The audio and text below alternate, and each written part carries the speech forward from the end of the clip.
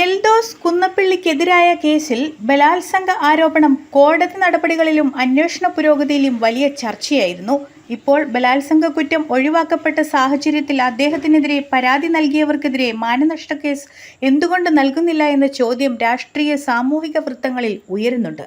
നിയമവിദഗ്ധരുടെ അഭിപ്രായത്തിൽ ഒരു വ്യക്തിക്കെതിരായ criminal case ദുർബലമാവുകയോ ചില കുറ്റങ്ങൾ ഒഴിവാക്കപ്പെടുകയോ ചെയ്താലും അത് സ്വമേധയാ പരാതിക്കാരൻ വ്യാജ പരാതി നൽകിയെന്ന് തെളിയിക്കുന്നില്ല. മാനനഷ്ട കേസ് നൽകാൻ പരാതിക്കാരൻ മനഃപൂർവ്വം തെറ്റായ വിവരങ്ങൾ പ്രചരിപ്പിച്ചതായോ വ്യാജ ആരോപണങ്ങൾ ഉന്നയിച്ചതായോ തെളിയിക്കേണ്ടതുണ്ട്. അതേസമയം മാനനഷ്ട കേസ് നൽകണോ വേണ്ടയോ എന്നത് പൂർണ്ണമായും ബന്ധപ്പെട്ട വ്യക്തിയുടെ നിയമപരവും രാഷ്ട്രീയപരവുമായ തീരുമാനമാണ്. ദീർഘകാല കോടതി നടപടികളും കൂടുതൽ വിവാദങ്ങളും ഒഴിവാക്കാനോ നിലവിലെ നിയമപരമായ സാഹചര്യങ്ങൾ വിലയിരുത്തിയോ അത്തരമൊരു നീക്കം നടത്താതിരിക്കാനും സാധ്യതയുണ്ട്. ഈ വിഷയത്തിൽ എൽദോസ് കുന്നപ്പിള്ളി മാനനഷ്ട കേസ് ഫയൽ ചെയ്യുമോ എന്നത് വരും ദിവസങ്ങളിലെ രാഷ്ട്രീയ നിയമ ചർച്ചകളിൽ ശ്രദ്ധേയമായ വിഷയമായി തുടരാനാണ് സാധ്യത.